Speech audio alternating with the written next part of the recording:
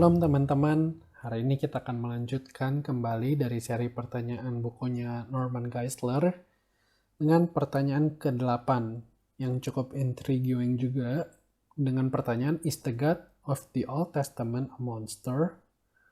Mungkin di zaman sekarang, di tengah budaya yang sangat menekankan kasih, toleransi, kita sangat sulit ya melihat teks-teks di dalam Alkitab yang berkenaan dengan peperangan, apalagi dengan penumpasan-penumpasan yang sampai mengorbankan nyawa. Dan kita melihat bahwa cerita-cerita di dalam Perjanjian Lama saat Israel, secara khusus ya bangsa Israel, cerita Perjanjian Lama itu ingin mendapatkan tanah perjanjian, mereka banyak sekali menumpahkan darah dan nyawa daripada orang-orang, secara khusus bangsa Kanaan. Dan kita mulai bertanya-tanya, kenapa Tuhan membiarkan orang-orang itu mati? Bahkan mereka yang tidak bersalah apa-apa, bagaimana dengan perempuan, dengan anak-anak yang mereka juga nggak punya salah apa-apa, kenapa juga Tuhan hukum mereka? Nah, pertanyaan-pertanyaan seperti ini wajar saja ya di zaman sekarang kita melihat bahwa iya ya Allah yang di Perjanjian Lama kok terlihat kejam. Kita cenderung lebih senang dengan Allah Perjanjian Baru, bagaimana Yesus mau berkorban. Kita lihat juga bahwa Allah mengampuni manusia dengan turunnya Yesus Kristus yang menembus dosa kita. Nah, kegelisahan seperti ini pun sudah terjadi juga di dalam abad awal oleh Bapak Gereja. Seorang bernama Marcion, dia juga lebih senang dengan Perjanjian Baru, dengan Allah Perjanjian Baru. Karena itu di dalam kanonnya dia membuang kitab-kitab di Perjanjian Lama dan hanya memasukkan kitab-kitab Perjanjian Baru karena ia melihat bahwa Allah di Perjanjian Lama ini sangat legalistik, sangat kejam. Nah, bagaimana kita menyikapi hal-hal yang demikian? Setidaknya Geisler memberikan beberapa argument ya yang mungkin bisa menjadi penawar rasa kegelisahan kita. Yang pertama, ia mengatakan kita harus pegang erat-erat yang paling mutlak bahwa Allah kita ini adalah Allah yang kasih, Allah yang pengampun, dan Allah penuh anugerah. Di 1 Yohanes 4 ayat 6 dibilang bahwa ya Allah itu adalah kasih.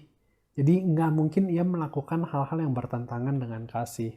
While di sisi lain Allah juga Allah yang adil, Allah yang perfectly juga kudus. Sehingga yang dilakukannya ini dengan menumpas bangsa Kanaan itu tidak bisa dilihat sebagai tindakan brutal Allah semata-mata karena Allah senang dengan perang atau Allah senang dengan penderitaan manusia, ia bertindak semena-mena dan menghancurkan manusia. Tidak sesimpel itu atau tidak sejahat itu. Nah, karena itu kita harus lihat konteks di dalam Perjanjian Lama ini lagi ngomongin apa sih sebenarnya.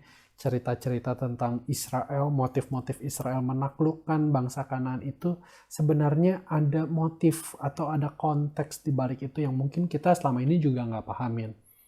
Misalnya aja di Kejadian 15 ayat 16, Tuhan bilang suruh nanti Abraham dan keturunannya itu ya, menunggu 4 generasi atau 400 tahun untuk menyatakan menghakimi kedurjanaan orang Amori. Orang Amori ini adalah orang Kanaan ya.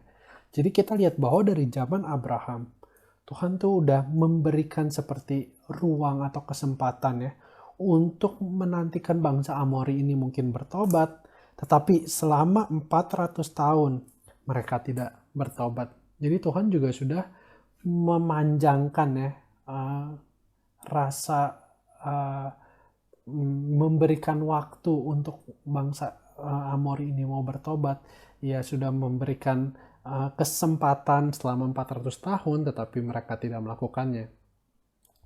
Lalu juga dibilang bahwa tindakan-tindakan seperti misalnya menumpas habis misalnya anak-anaknya ataupun juga istrinya semua, Geisler sendiri pun berpandangan bahwa itu untuk hal yang lebih baik.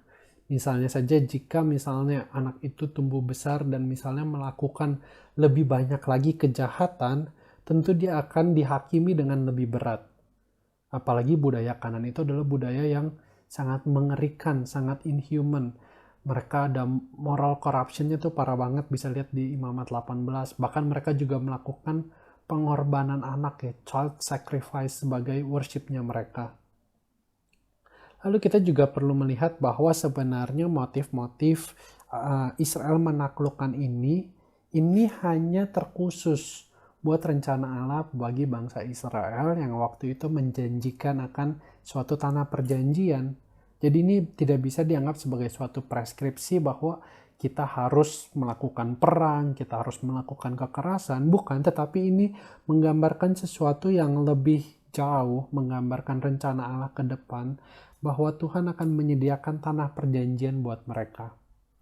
Dan saat mereka ingin menduduki tanah Kanaan, that's why mereka harus juga menumpas habis tanah Kanaan itu sendiri. Nah, kitab Yosua ini adalah kitab yang mengumpulkan banyak sekali cerita-cerita ya mengenai Israel dan penaklukannya di tanah perjanjian. Nah, Bible Project ya dengan baik dia memberikan beberapa arguments juga untuk mempertahankan keadilan Allah di tengah kejahatan manusia dengan melakukan adanya penaklukan buat bangsa Kanaan ini. Tadi yang pertama dia bilang mengapa orang-orang Kanaan ini yang ditumpas, karena mereka itu udah sangat jahat sekali secara manusia. Lalu yang kedua, Bible Project juga beranggapan bahwa ini merupakan suatu gaya hiperbola yang ditulis oleh penulis kitab waktu itu. Kalau dibilang tumpas habis, benar-benar tumpas habis, sebenarnya nggak juga. Ini seperti suatu hiperbola penulis. Misalnya di Ulangan 7 ya, kata destroy di sana itu tidak bisa ditafsirkan secara literal. Kayak misalnya nanti di Yosua 10 ayat 36 sampai 39, di mana Tuhan suruh tumpas habis. Tapi di Yosua 15 ayat 13 sampai 15, bangsa itu masih ada. Jadi setelah ditumpas habis, tapi di Yosua 15 ayat 13 sampai 15 mereka masih ada. Dan ini menggambarkan bahwa ya orang-orang Kanaan itu nggak semuanya lah, nggak totally ditumpas habis, tapi ini merupakan suatu gaya hiperbola penulis. Dan tidak sedikit juga kita tahu bahwa ada cerita-cerita bagaimana ada orang Kanaan yang bertobat seperti Rahab yang misalnya nantinya pun masuk ke dalam komunitas umat Allah. Dan sekali lagi Bible Project juga menekankan bahwa ini hanya unique moment ya di dalam sejarah yang hanya terjadi di dalam Israel untuk penaklukannya terhadap bangsa Kanaan. Kita tahu bahwa Israel pun punya hukum perang yang waktu itu sudah sangat membalikan sekali kultur perang saat itu ya, di mana di Ulangan 20 ditulis bahwa Israel pun punya hukum perang ya yang sangat memanusiakan sesamanya. Dan inilah yang Tuhan inginkan ya buat bangsa Israel juga, untuk mereka juga boleh tetap memperhatikan sesamanya, even di dalam kejatuhan manusia yang waktu itu saling menindas sesamanya, di mana waktu itu orang juga mencari lahan ya, apalagi bangsa Israel ini harus menaklukkan lahan-lahan tanah perjanjian. Tuhan mengatakan bahwa mereka punya hukum mengenai perang. Nah, jadi inilah kurang lebih yang ditekankan ya di dalam pertanyaan apakah Allah ini monster ya di dalam perjanjian lama.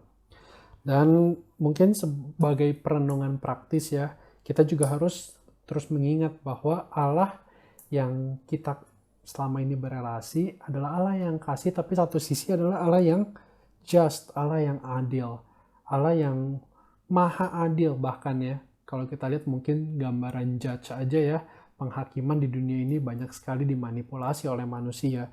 Tetapi Allah kita adalah Allah yang maha adil. Di lain sisi dia juga Allah yang maha kudus, yang tidak bisa mentoleransi akan sedikit dosa. Karena itu dia harus menghakimi dosa. Dan inilah yang mungkin kita bisa renungkan ya di dalam relasi kita dengan Tuhan.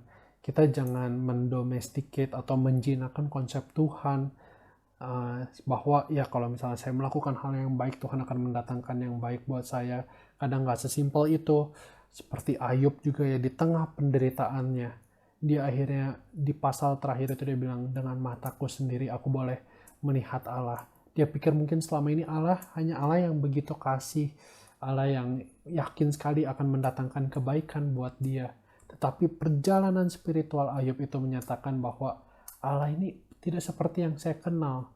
Banyak seperti pergumulan-pergumulan eksistensial yang Ayub juga alami dengan dialognya juga dengan teman-teman. Seperti Allah yang lebih liar, yang dia tidak mengerti gitu. Sampai terakhir dia mengatakan bahwa dengan mataku sendiri, aku sekarang melihat Allah. Mari kita mengenal Tuhan, Allah yang mungkin bukan di gambaran kita ya, tetapi kita bisa lihat Allah yang di dalam Alkitab juga, yang benar-benar Allah yang adil, Allah yang kudus, dan Allah yang mengerjakan rencananya di luar daripada penalaran kita yang mungkin seringkali kita tidak mengerti. Oke, itu untuk perenungan hari ini. Kiranya Tuhan juga terus memberkati kita di dalam perenungan-perenungan selanjutnya. God bless you all. Love God.